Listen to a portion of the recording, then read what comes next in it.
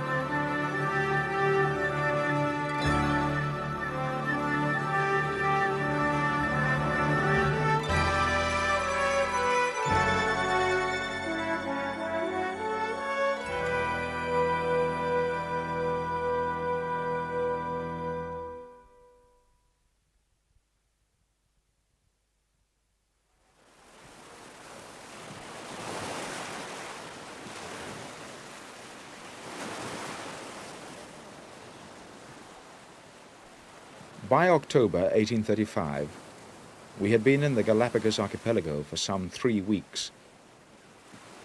And with each new island that we visited, the more certain I became that the natural history of the region was eminently curious. I was astonished at the amount of creative force on those small, barren and rocky islands.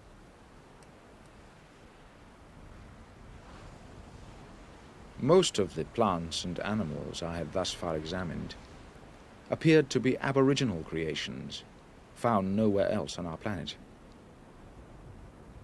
Yet although many of them bore a marked relationship to species on the South American mainland, they differed distinctly from island to island.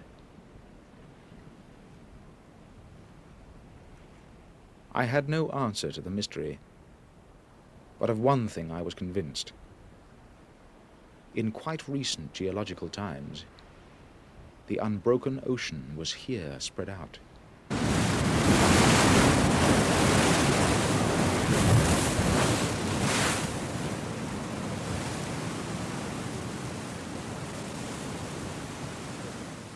If each individual island in the group had been thrown up from the bed of the ocean, then every form of life must have made its way there by one means or another.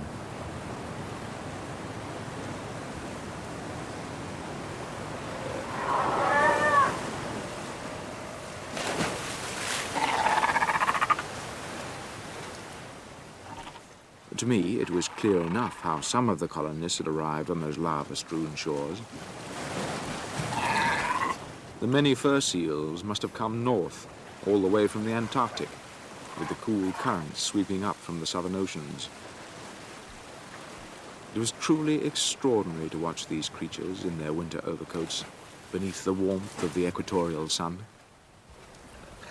They reminded me of our own crew aboard the Beagle, whenever the midday sun became too intense and the cool water the only congenial environment. Darwin, the water's good. Let's see the scunner swim. Jump!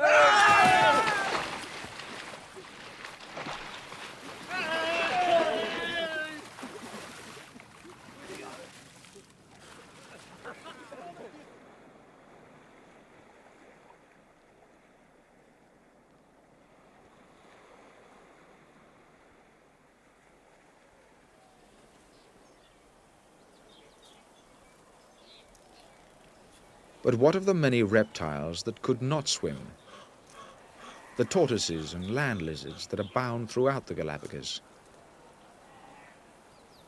It seemed to me impossible that so many different varieties had all made that perilous 600-mile crossing on pieces of driftwood or floating vegetation.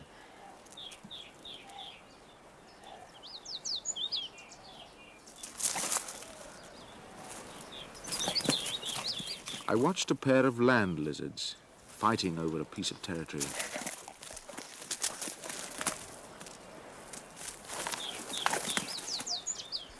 So barren a spot hardly seemed worthy of their ferocious encounter. But with these hideous creatures, the determination of the stronger to drive off the weaker was a most powerful and basic instinct.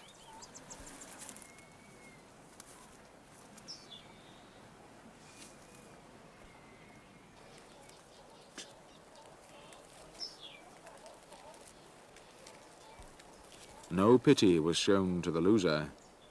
He had to seek out another territory, less hotly disputed, while the winner remained in solitary command.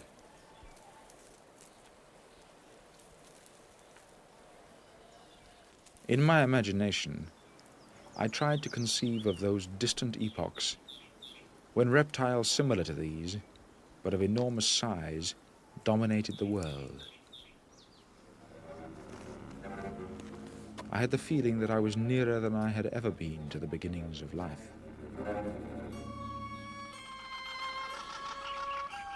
Whenever a new outcrop of land is thrown up out of the turbulent ocean, the first carriers of the seeds of life must surely be the seabirds. Largest of these that I saw were the frigate or man-of-war birds, so named for their habit of harassing and plundering other species.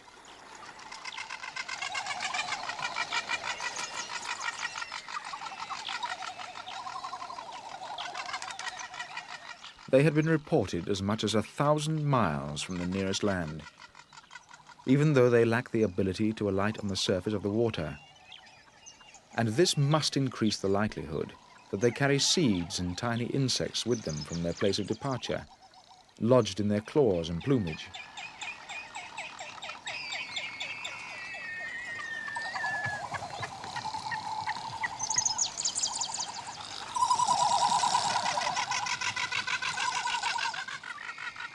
In the breeding season, the male frigate birds put on a remarkable display.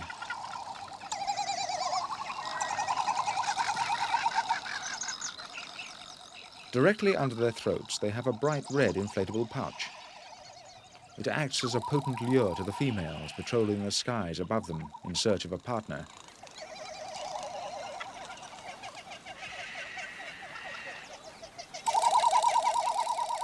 Only those males in prime breeding condition possess this outward symbol of their ability to enter into courtship. Thus the female wastes no time in her search for a suitable mate.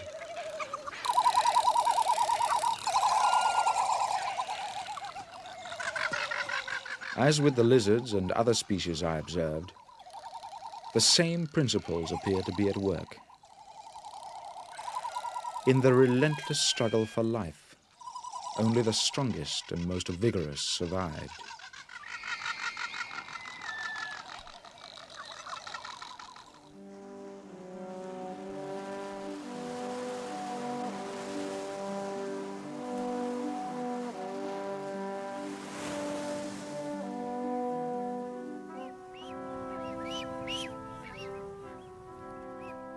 In total contrast to the fierce men-of-war, the blue-footed boobies were of such a tame and stupid disposition that we could have killed any number of them for our table.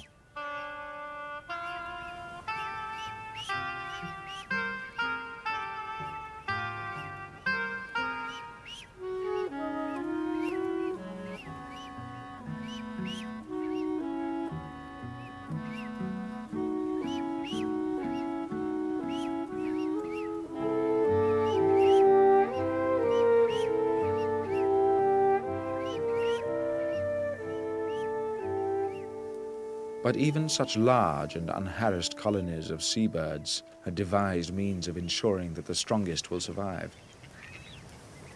In their nesting grounds, I noticed that although 2 eggs are usually laid, only 1 chick grows to adulthood.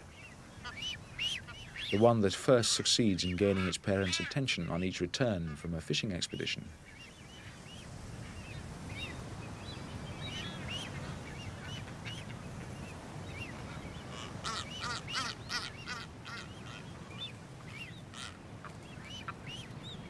If it is to live, the chick, on its own initiative, must recover the half-digested fish from its parent's gullet.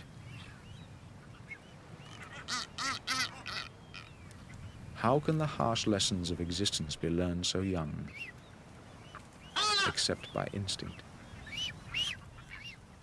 It was as if Mozart, instead of playing the piano at 3 years old with wonderfully little practice, had simply played it instinctively, with no practice at all.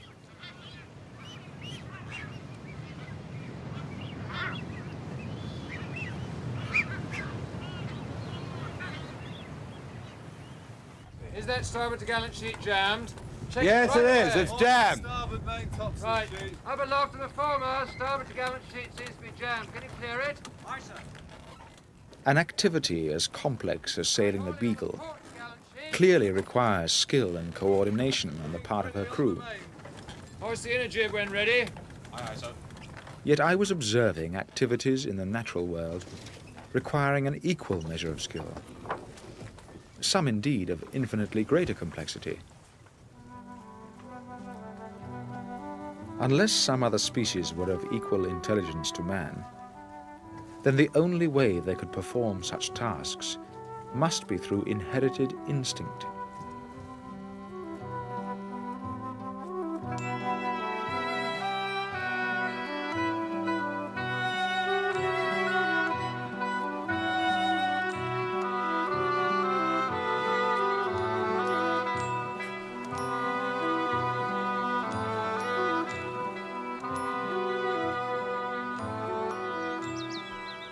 We had heard so many stories of the large number of tortoises and lizards killed or removed from the islands whenever a ship came this way, that I was therefore the more astonished by the extreme tameness of the birds.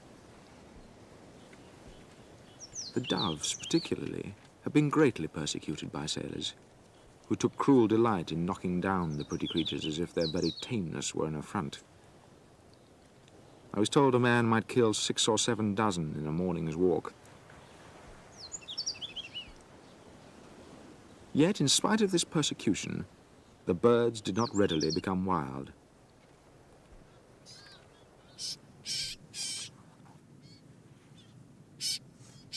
While resting one day with Covington, a group of mocking thrushes gathered to sip from our pitchers of water.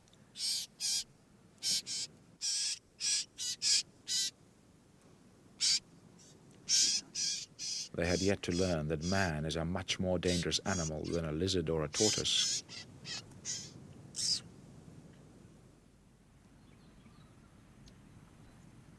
On one occasion, I endeavored to see how near I could approach to a hawk.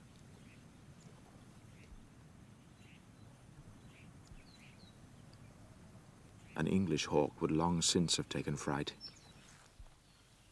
but he showed no sign of alarm.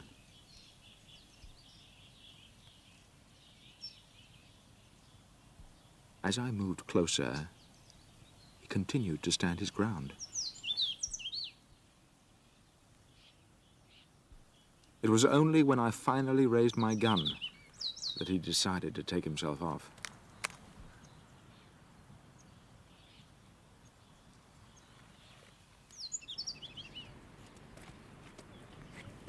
But of all the creatures that excited my curiosity on that extraordinary group of islands, the ones that were to influence the development of my theories over many years were so dull and common in appearance that I very nearly failed to notice them at all.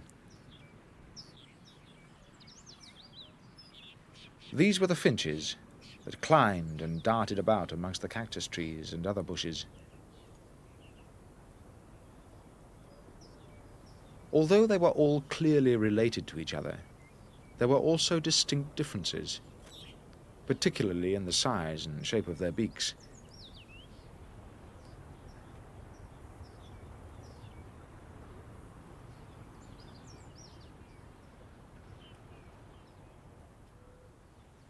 The true significance of this, and the possibility that it might shed some light on their distribution throughout the islands, did not occur to me, and those that I kept for my collection became mingled together in the most haphazard fashion.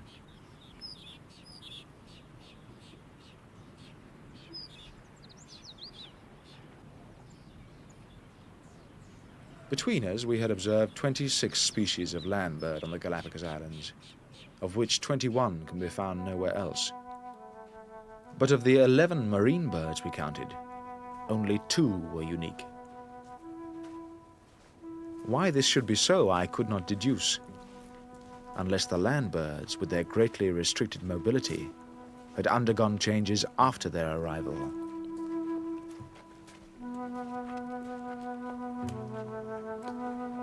But as we hoisted sail for the last time, I was many years from such conclusions. Mr. Bosun, carry on away. Set the fore topsail and to gallant. Aye, sir. Set the fore topsail and to gallant.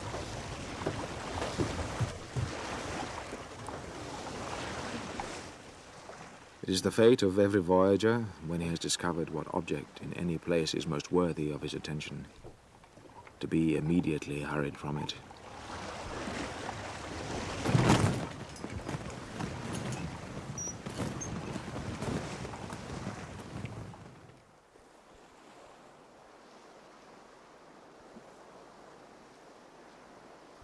On October the 20th, 1835, we commenced the long passage towards Tahiti and Australia.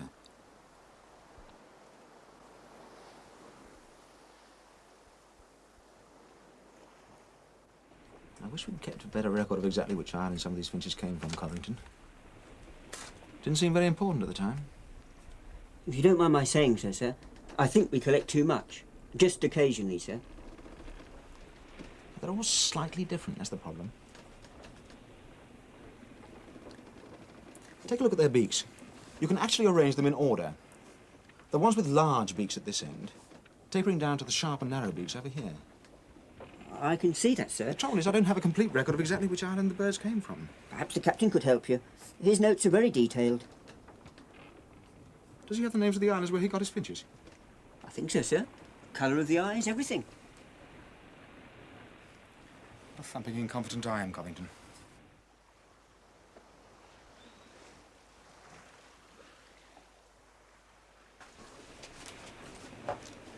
There's a story going the rounds that of the two of you, the captain proved to be the more observant naturalist. Is there any truth in that, Mr. Darwin? Perfectly true, Mr. Wickham. We've decided to change places. From now on, I am to take command of the ship. Then I shall be the first man overboard. I'd rather take my chances with the sharks. It can't be denied. I've tried to be a sailor. And it can't be denied. You failed. You'd have been astonished, though, Wickham. We found finches with beaks like parrots, thick enough to crack a nut. And others with beaks so thin and pointed they could pierce a plant and suck moisture from it. Or pick up seeds from the hard ground. But I still can't understand why there should be so many of these species here. On the 8th day, the Lord ran out of new ideas. And put the question the other way round, philosopher. Why not? Why shouldn't God create as many different finches as he likes? He's created a considerable variety of human beings. But assuming their ancestors came from South America, we still have to explain their distribution amongst the islands. Your own notes show that, Fitzroy. I don't see your difficulty, Darwin.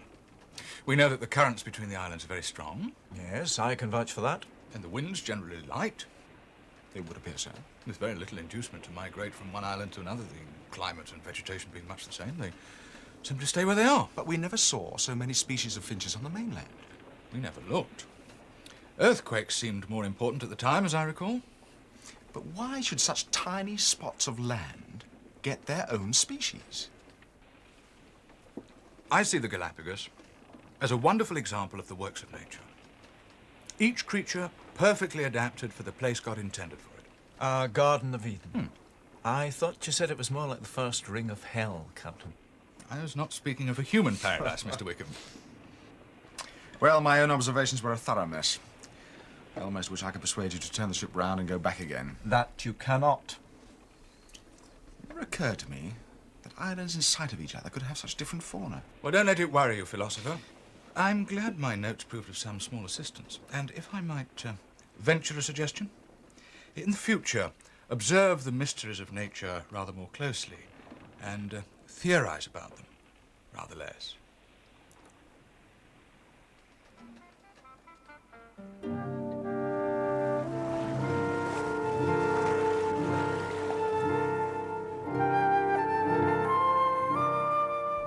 After 5 years circumnavigating the world, we were all utterly homesick. Every man aboard was dreaming of England. And in truth, there was no country which had any attraction for us now, except it was seen right astern.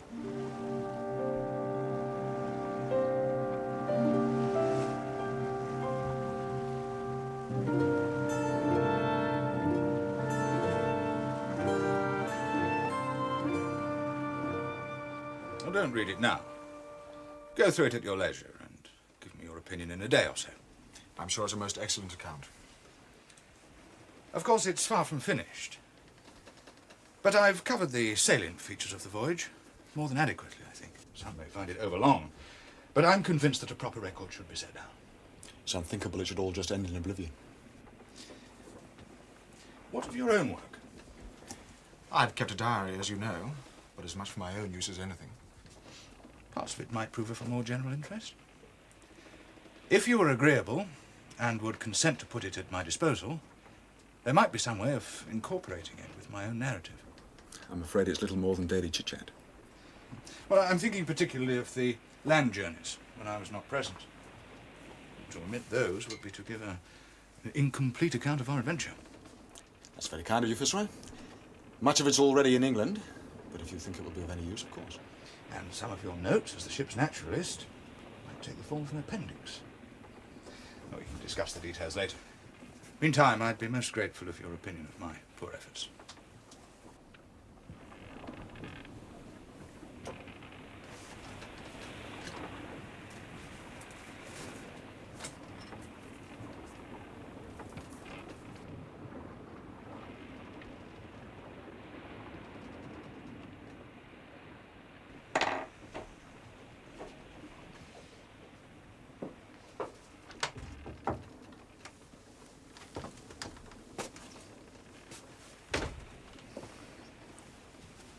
What did the captain want, philosopher? Another of your long discussions? He wants me to give an opinion on his journal of the voyage, and perhaps learn in my diary so that he can include a few extra passages. Well, don't tell me you agreed to such an arrangement. Why not? I'm sure it was most generously meant. But if he's to have the arranging of the material, he'll be using your narrative to embellish his own. He is the captain, my dear Bino. Surely he's entitled to present the official version of the voyage. But you two can't even look at the same rock without disagreeing about it. You forget, Wickham. I'm here as Fitzroy's guest, and have been these last 5 years. I still think you should publish separate accounts. I doubt if I should ever find the time. As soon as we land, there's all my specimens to be sorted out. After that, I have to decide what to do with my life. It's easy for all of you. Your paths are set. No doubt you'll all become admirals and stand no track from the likes of me. Oh, I don't mind telling you, philosopher, you've changed my way of looking at things in the last 5 years. More than you know. And I'm no more tired of your company now than I was 2 weeks out of Plymouth. I hate it when a voyage comes to an end. We all say we'll meet again soon, but we know we won't, even as we say it. We'll be blown to the four corners of the earth. Now, I'll go on deck.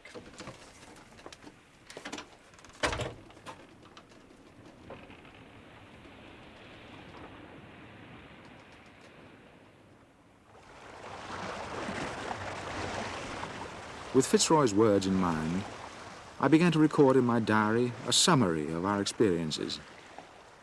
The pains and pleasures, advantages and disadvantages of a long voyage, such as we had undergone.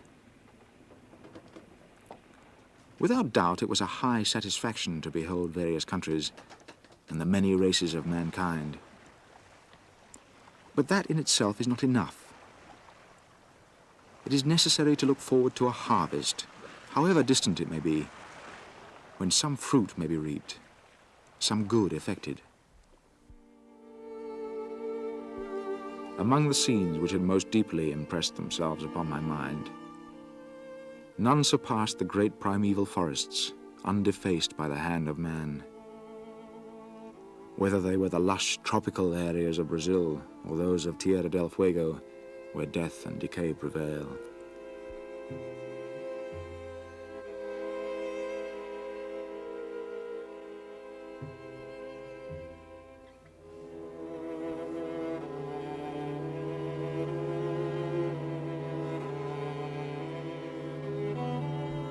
No one can stand in those solitudes unmoved and not feel that there is more in man than the mere breath of his body.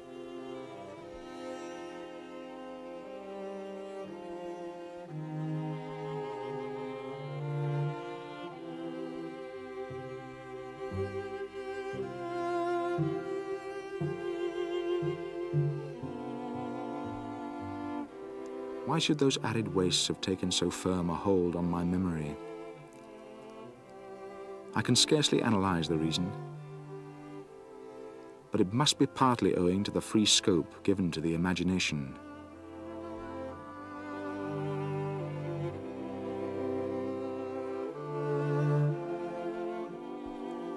During my travels, I had learned that, as with music, a person who understands every note will more thoroughly comprehend the effect.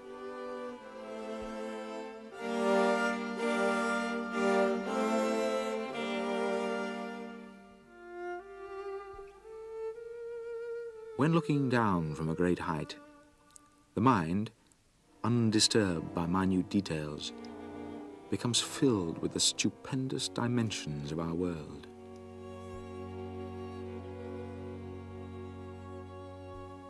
If, as the ancients supposed, the flat earth was once surrounded by an impassable breadth of water, or by deserts heated to an intolerable degree, who would not look at these boundaries to man's knowledge with deep but ill-defined sensations?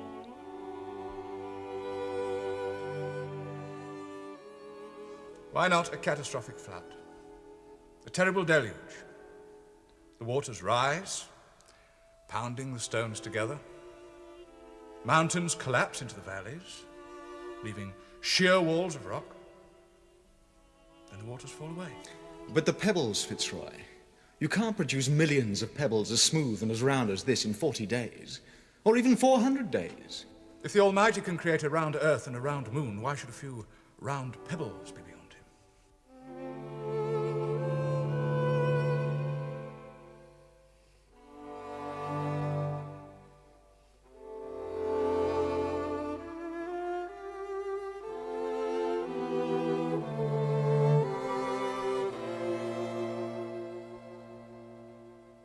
Why do you suppose these creatures died out? Why should God destroy a creature he once thought proper to create? There must be a reason. Perhaps the climate changed, or the vegetation which they depend on disappeared. I'll give you a reason. They failed to survive the flood. Possibly. There's an answer for everything in the Bible if you know where to look for it. Nothing on the journey created such a powerful effect on me as my first experience of an earthquake.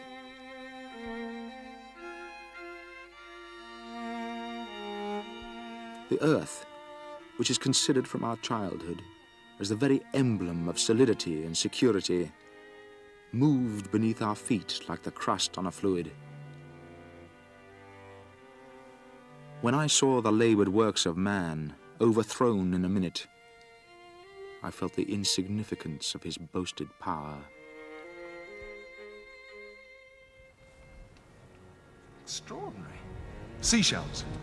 Fossilized seashells at 12,000 feet, Sullivan. How do you think they got there? All right. Unravel the mystery, philosopher. They've been pushed up out of the sea. The whole mountain range has been pushed up out of the sea and the seashells with it. Don't you see? They prove it.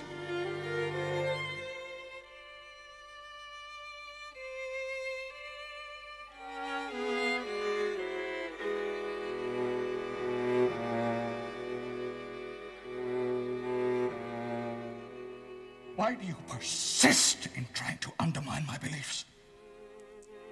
We've been over this before. The Bible tells us how the earth was created. What do you so persistently set out to challenge its authority? I don't in any way set out to challenge its authority on religious matters, Fitzroy. And then whose word are we to take as gospel? God's or yours?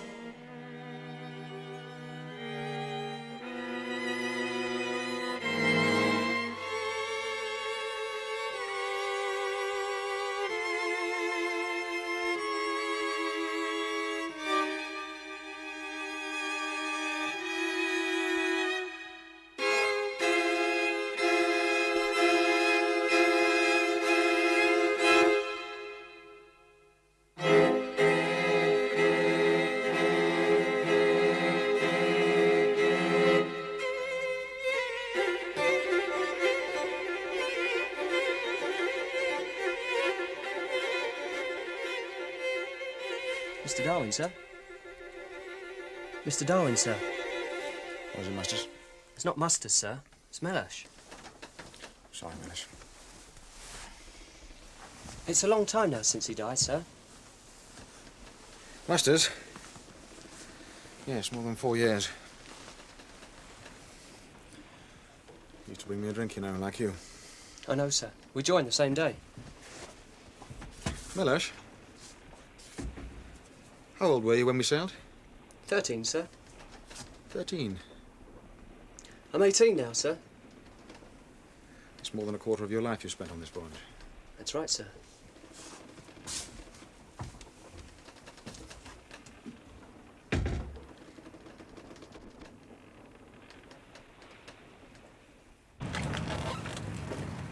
Land ho! On the port bow! Hey! There it is! Single!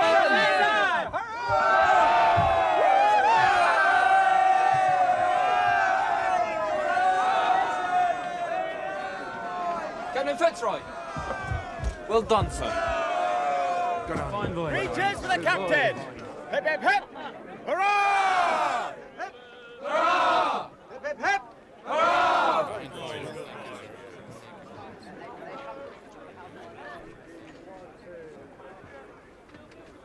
God bless you, sir.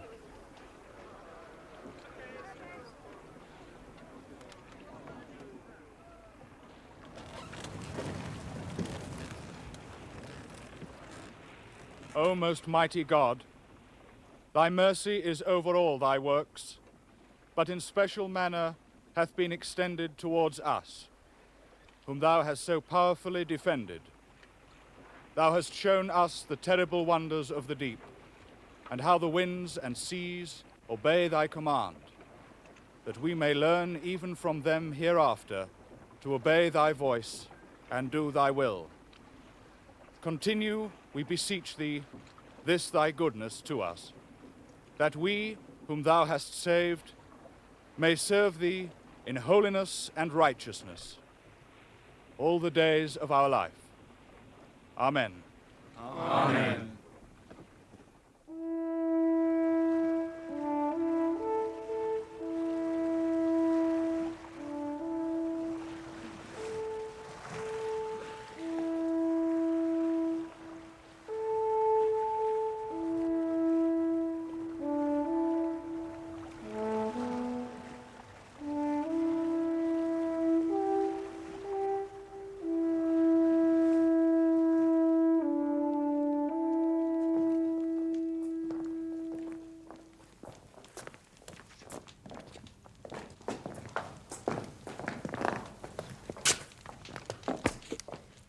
Not exactly a hero's welcome, I'm afraid.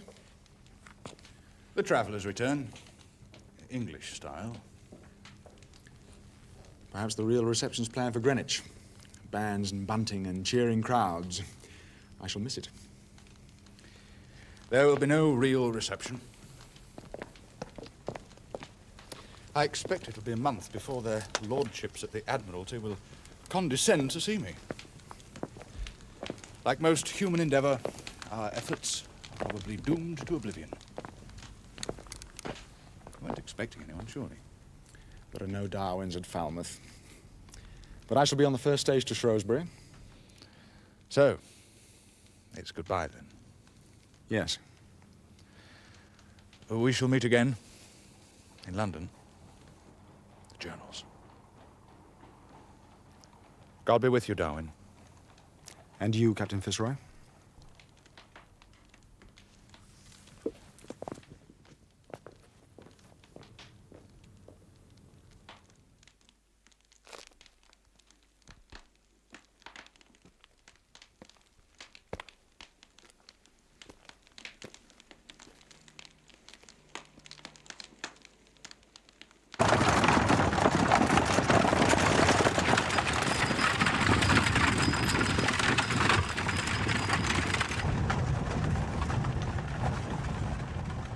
The stupid people in my coach did not seem to think the fields one bit greener than usual.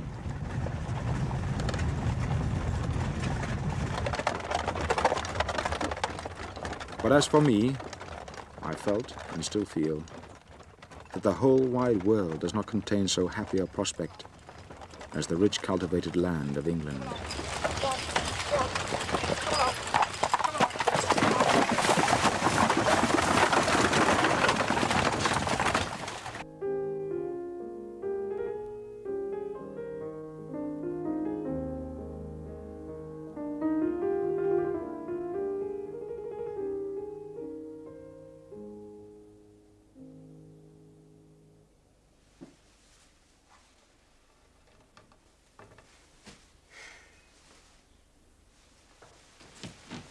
What time did they say, Papa?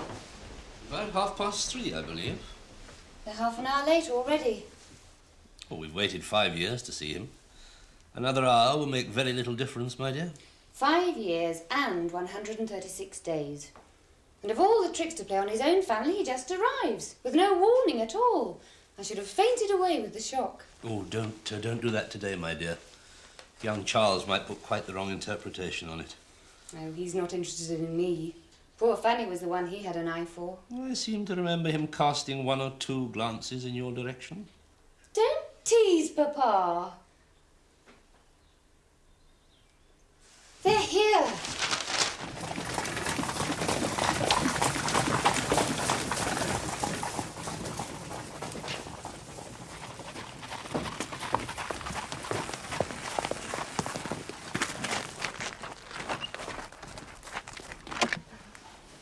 Dearest Emma. Charles. Uncle Joss. My dear friend. Emma? Is this that young lad of yours that ran away to sea? All is now forgiven. Would you have recognised him? Papa thinks the shape of his head quite altered. He's certainly thinner. Well, you haven't changed. Don't you think she's grown prettier? As far as I recall, there was very little room for improvement.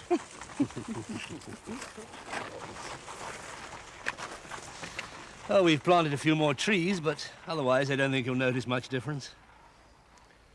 I used to think of the Beagle as my second home, but I was wrong.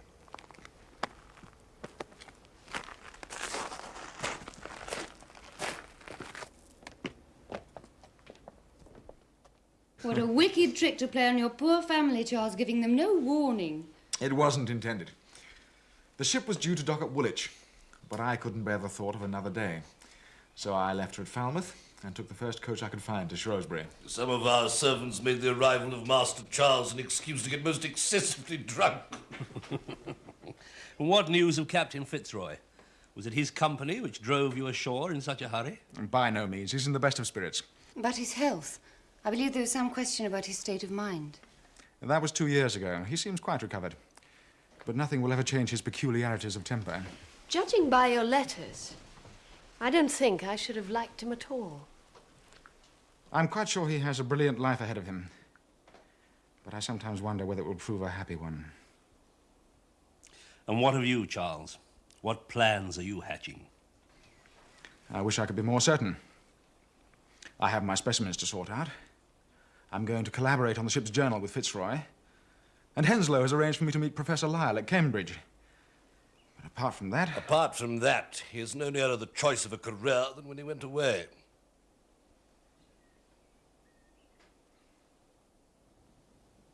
Returning to Cambridge was a painful reminder of how I had wasted my time there. It also brought home to me, more clearly than anywhere else, how much I had changed during those 5 years with the Beagle. You're very kind, Professor Lyle, but practical experience hardly makes up for my lack of qualifications. Most men of science use their qualifications rather like a cloak, simply to hide their nakedness. Isn't that so, Henslow? But when I was up, I just dabbled at whatever took my fancy. Beetles, frogs, a little botany. Henslow knows only too well. My subject was supposed to be theology.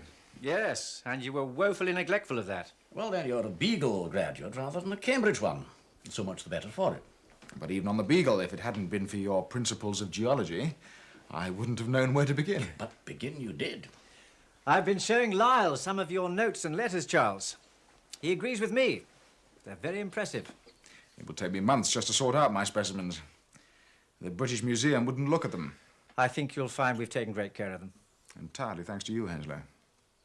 How soon could you prepare a paper for the Geological Society? Well, I have been working on something on recent elevations on the coast of Chile. How about coral reefs? But that's your subject, Professor Lyle. I wouldn't dream. We all learn from each other in this world, Mr. Darwin, and from what I hear, you may be very much nearer the truth.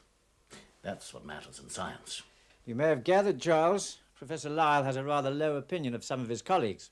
Consumed with envy, most of them. Now, if I understand you correctly, you believe that the reef is probably thrown up by a volcano before the coral insects begin to work on it. Then, the bed of the ocean begins to subside, carrying the coral down with it to great depths. In broad terms, yes. I never saw living coral below a depth of 10 feet. But then how do you account for the different types of coral formation, atolls, barrier reefs, and so forth? I'm not sure, but I think the principle remains the same. Each atoll stands like a sort of halo, marking the place where some great mountain has subsided. You must publish.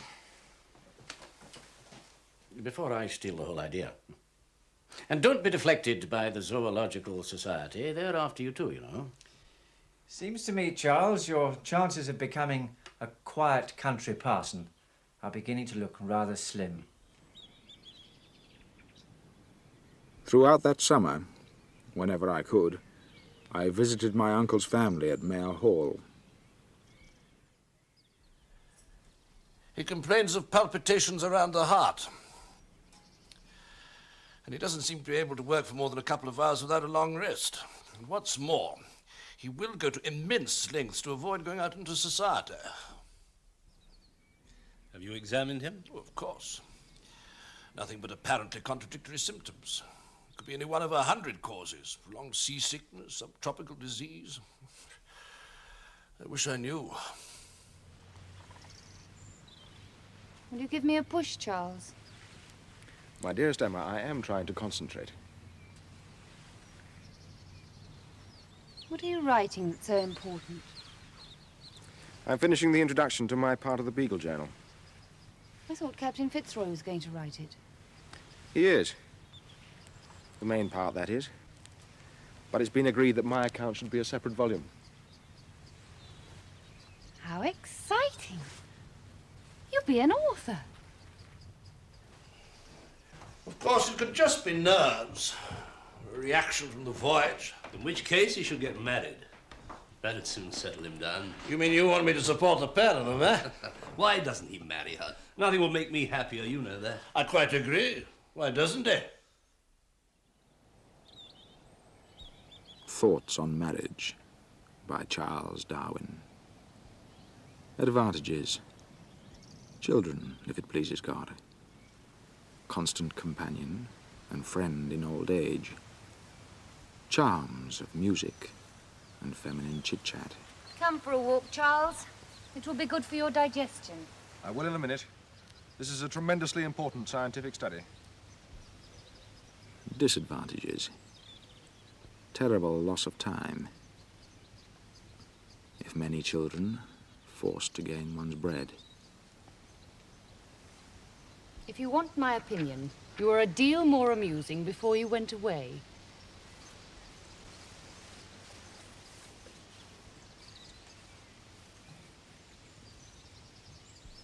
It is quite intolerable to think of spending one's whole life like a neuter bee. Working, working, and nothing after it all. It won't do. Picture to yourself a nice soft wife on a sofa, with good fire and books and music perhaps. One cannot live the solitary life with groggy old age, friendless, cold and childless, staring one in the face. There is many a happy slave.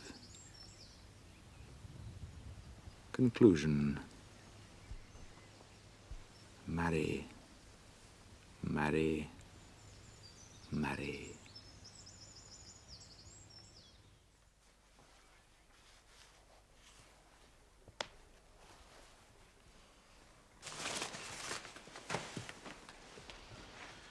Captain Fitzroy.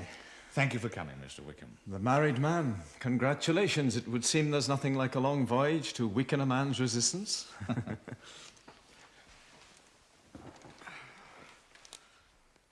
Well, I take it you won't be looking for another command in the immediate future. I think not. As soon as our new house is habitable, I trust you'll call on us. I shall look forward to it. And what news of the Beagle? The refit is nearly complete. We sail for Australia in 2 months. I almost envy you. I understand you wrote to the Lords Commissioners recommending me for the command. Your conduct, above all your loyalty, during the last 5 years had already spoken for you. Did you read the manuscript I sent you? Darwin's preface to his journals, yes. An excellent start. I never thought he would write so well. You seem to have overlooked the point. The point? Nowhere in his introductory pages is your name mentioned, or Sullivan's, or Byner's. You'll find not a single reference to any of the men or officers who accompanied him on his shore expeditions, not a single acknowledgement or word of thanks. That is why I asked you to read it. But you know the philosopher as well as I do. It's not his nature to be ungenerous. He simply got carried away in one of his bouts of enthusiasm. It's of no consequence. I trust you may be right. However, I do not share your view that the matter is of only trifling importance. I begin to suspect that we may have been harboring a viper in our midst. Not Mr. Darwin. I'd stake my life on that. Well, we shall see. Captain Fitzroy presents his compliments to Mr. Darwin and recommends that he refer the matter of his preface to some third person whose personal feelings are not involved. Frosty indeed. Captain Fitzroy therefore begs to decline giving an opinion at present and will only venture to remark, his memory being rather tenacious on the subject, that there were obliging, disinterested and kind-hearted officers on board the Beagle, dated 13th of November, 1837. I thought you two were supposed to be on intimate terms after 5 years. It was very wrong of me. I shall apologize, of course, and make amends. Yeah, I'm sure you will. But I fancy there's rather more to it than that. What do you mean? Well, poor Fitzroy, locked into the narrow strictures of a naval career, which scarcely suits his temperament, obliged to complete his hydrographic reports, while he sees you embraced by the scientific world, fellow of the Geological Society, elected to the Athenaeum and the Linnaean Society. I detect a touch of envy in his voice, my dear Charles. He does have rather a perverse way of looking at people's motives. Well, why let it worry you? You must pursue your path. He has. He belongs to a dying breed, wouldn't you say? I don't think I would. He has a most inquiring mind, and I would have thought a brilliant future ahead of him. And, if I remember rightly, vehemently opposed the Reform Bill. In my opinion, he belongs to that subspecies of the English aristocracy, which cannot change and so must necessarily perish.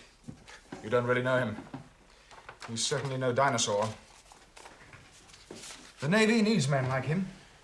The Navy is welcome to him. Now, what were you asking me?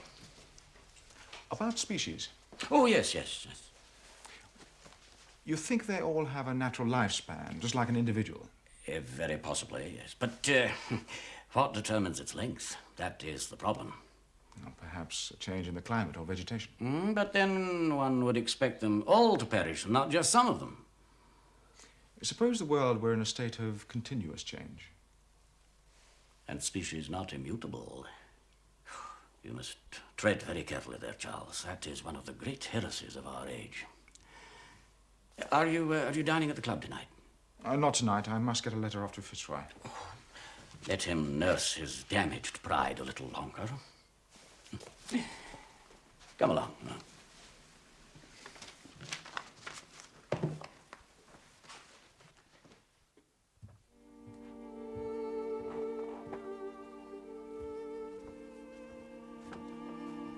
There was one subject occupying my mind that I was not yet ready to share with anyone.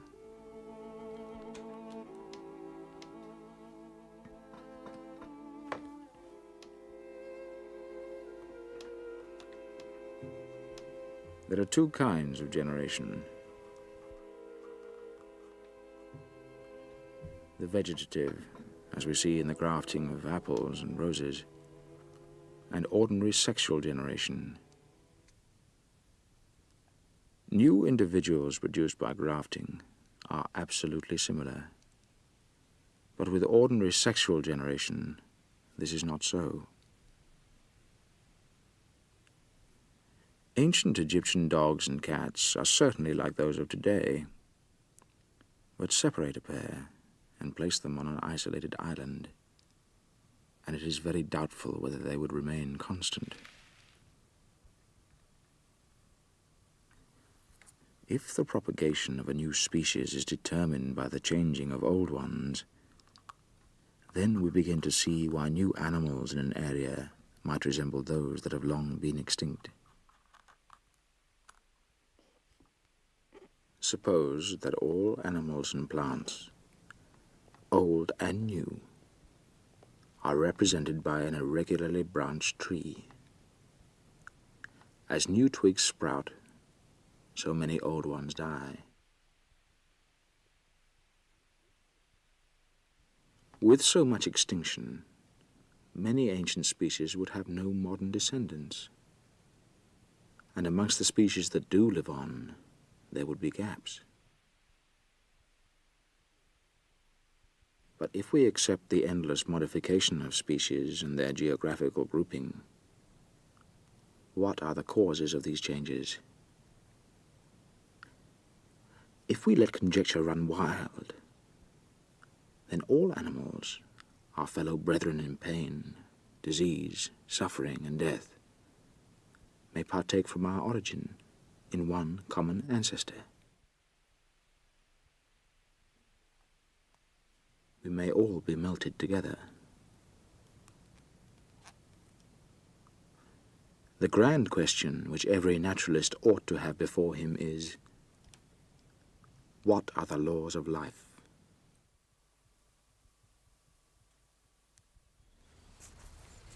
If it's so important, then explain it to me again.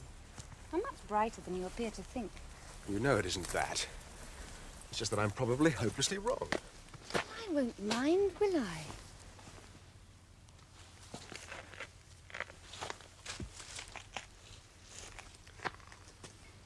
Imagine that to be a tree.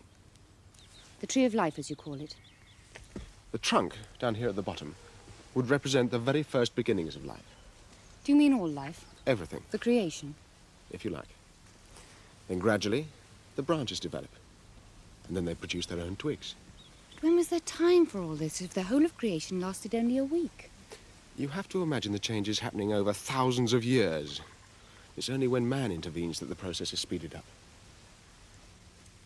I don't think I understand. Think of your own rose beds, or the animals on the farm. By selective breeding, man has made bigger roses, cows which produce more milk, racehorses which run faster and faster. But that is artificial. It doesn't happen in nature. But suppose it does. Suppose that very, very slowly, nature has produced wolves for running and moles for digging. And you're saying that they all come from the trunk of the same tree? I think it's possible. I don't understand you, Charles. Moles breed moles, and wolves breed wolves. They always will, so far as I can see. And besides, where do we fit in? I was coming to that. What would you say if I asked you to marry me? Darling Charles, of course I'll marry you. But I still don't really understand about your tree of life. Neither do I.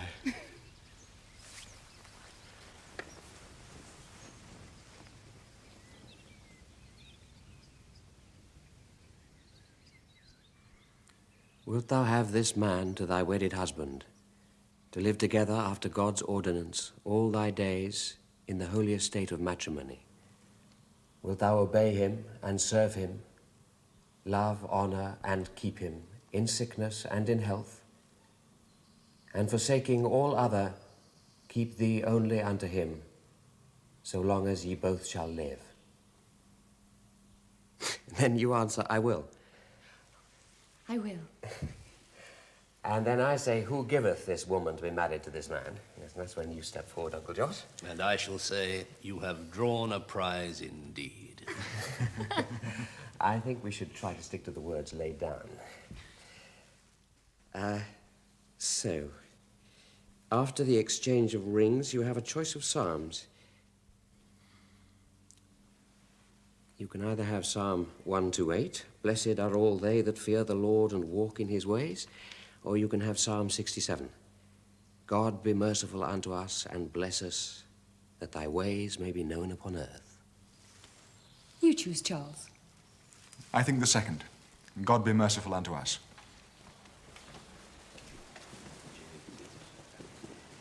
If I may say so, it is a blessed union, which I have prayed for on many occasions, even when you were away at sea, Charles.